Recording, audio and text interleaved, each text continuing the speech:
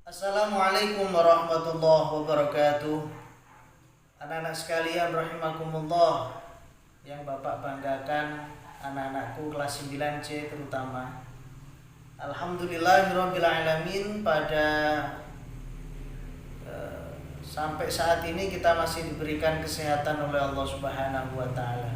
Mudah-mudahan anak-anak juga tetap diberikan kenikmatan kesehatan oleh Allah Subhanahu wa taala dan tetap semangat untuk belajar sejarah kebudayaan Islam, khususnya tentang materi kerajaan Islam di Nusantara. Pada pertemuan yang pertama kita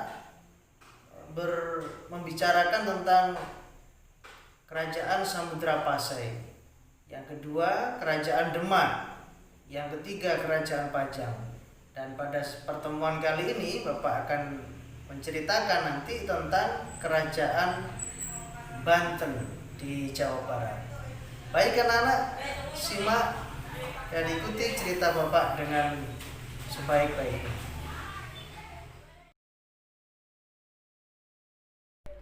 Kesultanan Banten, salah satu kerajaan Islam yang terletak di Provinsi Banten. Mulanya, kerajaan Banten berada di bawah kekuasaan kerajaan Demak.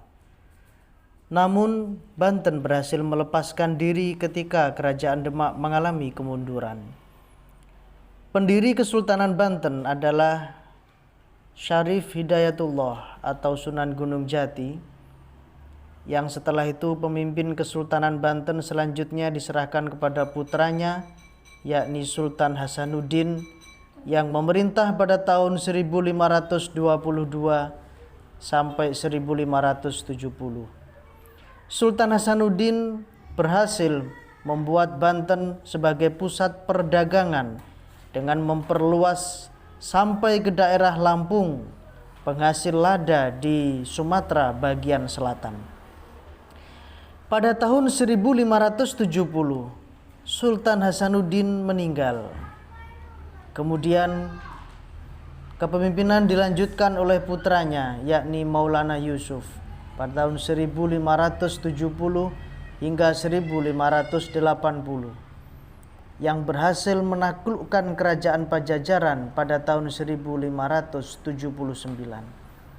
Setelah itu dilanjutkan oleh Maulana Muhammad dimulai dari tahun 1585 hingga 1596, yang meninggal pada penaklukan Palembang sehingga tidak berhasil mempersempit gerakan Portugal di Nusantara. Kemudian kejayaan Kesultanan Banten. Kesultanan Banten mencapai kejayaan di masa pemerintahan Sultan Ageng Tirtayasa pada tahun 1651 hingga 1682. Saat itu Banten membangun armada dengan contoh Eropa serta memberi upah kepada pekerja Eropa. Namun Sultan Ageng Tirtayasa sangat menentang Belanda yang terbentuk dalam VOC dan berusaha keluar dari tekanan VOC yang telah memblokade kapal dagang menuju Banten. Selain itu, Banten juga melakukan monopoli lada di Lampung yang menjadi perantara perdagangan dengan negara-negara lain, sehingga Banten menjadi wilayah yang multi etnis dan perdagangannya berkembang dengan pesat. Kemunduran Kesultanan Banten. Pada akhirnya Kesultanan Banten mengalami kemunduran berawal dari perselisihan antara Sultan Ageng Tirtayasa dengan putranya yang bernama Sultan Haji atas dasar perebutan kekuasaan. Situasi ini dimanfaatkan VOC dengan memihak kepada Sultan Haji. Kemudian Sultan Ageng Tirtayasa bersama dua putranya yang lain yang bernama Pangeran Purbaya dan Syekh Yusuf terpaksa mundur dan pergi ke arah pedalaman Sunda. Namun pada tanggal 14 Maret 1683, Sultan Ageng berhasil ditangkap dan ditahan di Batavia.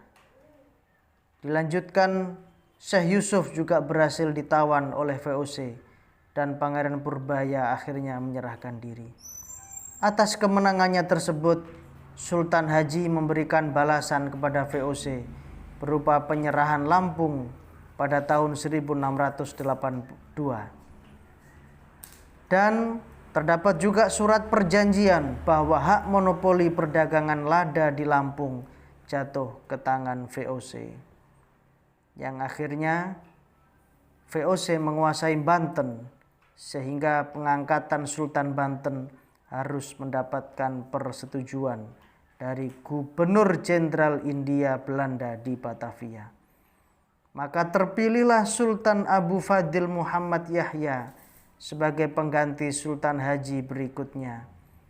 Dan pada tahun 1808 hingga 1810, Gubernur Hindia Jenderal Belanda menyerang Banten pada masa pemerintahan Sultan Muhammad bin Muhammad Muhyiddin Zainus Solihin. Penyerangan tersebut akibat Sultan menolak permintaan Hindia Belanda untuk memindahkan ibu kota Banten ke Anyer. Pada akhirnya tahun 1813 Kesultanan Banten mengalami kemunduran setelah dikalahkan oleh Inggris.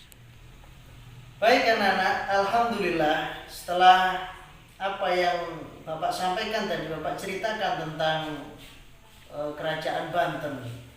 Tentunya anak-anak punya pemahaman. Setelah menyimak, nanti silahkan hal-hal yang belum jelas ditanyakan. Kita akan diskusi, kita akan tanya jawab tentang materi kerajaan Islam di Banten ini. Yang lebih penting adalah hikmah daripada kita mempelajari kerajaan Banten ini. Hal-hal apa yang bisa kita ambil, kita akan diskusikan. Semoga anak-anak tetap semangat di masa mencari ilmu di masa pandemi ini dan jangan putus asa. Insya Allah kita akan diberikan ilmu yang manfaat barokah. Terima kasih.